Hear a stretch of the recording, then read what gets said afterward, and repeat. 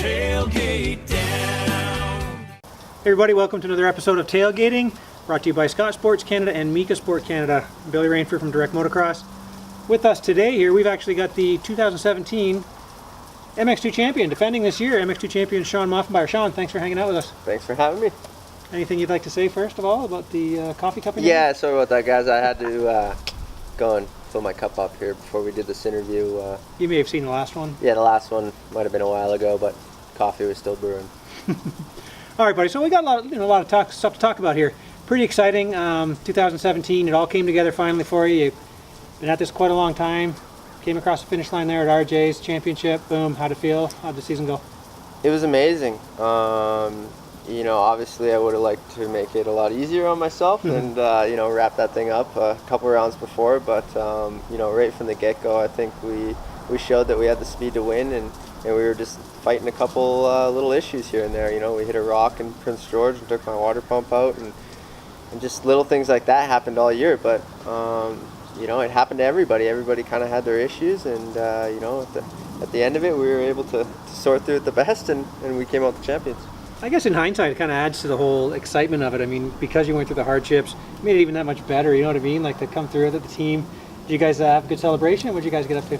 Yeah, exactly. I mean, like you said, you know, it's definitely not the way we wanted to do it, but, you know, that's the way it ended up, and I think it brought us all closer in the end. And yeah, you know, as a team, you know, super grateful for everything MX101 did for me, and Kevin Tyler and stuff. And it's funny, the day after, we actually, me and my girlfriend and Kevin went to Canadian Wonderland. Oh, I'm going to, it's like saying I'm going to Disney World. Yeah, exactly, right? So that was my bonus. I'm going to Canada. It doesn't roll off the tongue quite as easily. I'm going to Canada's Wonderland, just north of Toronto. Exactly. Okay, so was that the highlight of your career so far? Or was it? For sure, yeah.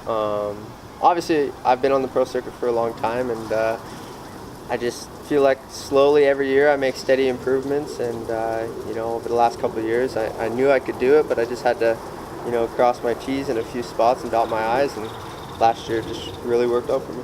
Nice. Now, I mean, some people may not even realize it, but you've done, how many years did you do in the MX1 class? I mean, you had the national number 6 at one time. Yeah, I actually spent 5 or 6 years in the MX1 class, just as I was growing up. My dad and I, while we were still racing together, you know, we raced MX2 for a year or two, and then we jumped to the MX1 class just due to the price of running the MX1 versus the MX2, and yeah, so I spent a lot of years there, you know, racing with a lot of older guys, and just more or less, I think that actually helped me in the long run. Just you know, racing with guys like Paul Carpenter and Jeff Northrop, and just guys like that. Right. You know, you learn a lot of things just being around those guys on the track. So. Now I know I got to ask you. We're just two bald guys sitting around, but you're probably not as old as some people may think. How old are you? 25. What? He's 25. Okay, so after that you went to Canada's Wonderland, had a good time, and all that stuff. Then your season wasn't done though. You had another trip to Motocross of Nations. Yeah, totally. I mean, that's just kind of more or less where the break was for me. You know, going in the last couple of rounds, I knew I was going to go over to England this year to represent Canada, and so yeah, after the championship, it was you know, obviously a bit of a relief, but at the same time, I knew I still had a bunch of work to do, and before heading over to England. So, you know, another 5 or 6 weeks of just you know, pure practicing, and 4 or 5 days a week of grinding. So yeah, we did that and ended up going over to England and racing in the mud. Now, speaking of that, it's kind of a funny story about, I mean, I've got the video and photos of it and stuff out there, and you were doing that crazy uphill triple in the middle of the mud, and what happened? You went back to the pit, and you were like, what? No, what happened? Yeah, so there was a giant triple on the track, and I don't know why, but I thought that, you know, basically everybody else was doing it, and, you know, I came back to the truck, and I was like, man, Tyler, were you getting that uphill triple every lap? And he's like, no, not at all. Like, I wasn't even jumping it. And, you know, I had done it probably 5 or 6 times during the moto, and so that was a bit of a surprise to me. So I tried to encourage those guys the next couple of motos to get doing that jump. All right, so it was another cool, was that your second time or third? Second. That was your second time. Cool experience. You'd love to do it again if you could? It's amazing. As a racer, I don't think, I can't even explain it. It's just, even as a fan, I think until you've gone to a European one and really taken it in, and you know, until you really understand the whole format of the 2 days of racing and how you as a country have to get in and the qualifying process and just how the motos work and stuff. It's really hard to explain to people that have never been to it. So you know, obviously that's such a huge thing for me, and to do it 2 years in a row is unbelievable. So hopefully we'll be able to go again this year in Redbud. Yeah, for sure. Now I know I mean we've got the talent to be able to do top 10s, top 8s like we do. We just have to put it together. I mean, one of these days we're going to nail it, and we're going to surprise a lot of people. I think impress a lot of people over there. So hopefully it's this year. We'll see. Now, did you get to take any holidays? I mean, we're down here in California now. This looks like a holiday, but these guys are working. Yeah.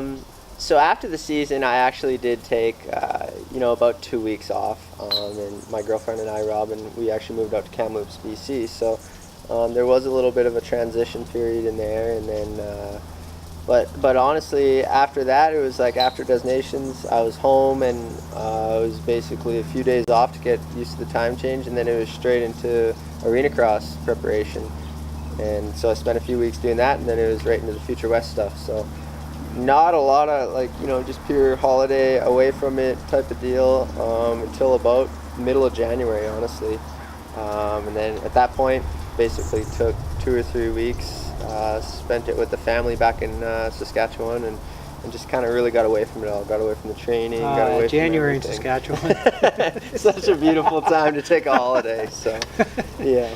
I couldn't have timed it better. That's nice. Okay. So, let's move on to the. So we're down in Temecula, California. Training program in full swing. You're on a new color, new team, some big changes coming up. What can you tell us here? What's going on? Yeah, there was a lot of changes, and I think almost that's why I feel like I haven't really taken a holiday this year at all. It's just because there's so much changes going on. All right, well, that's going to be exciting to see how you do. What are your, what would your goals be for the Triple Crown? I mean, you're defending champ. Are you nervous? Are you a different mindset going into this? Is it tougher to defend, you think? Or I guess you don't know quite yet, but what do you think?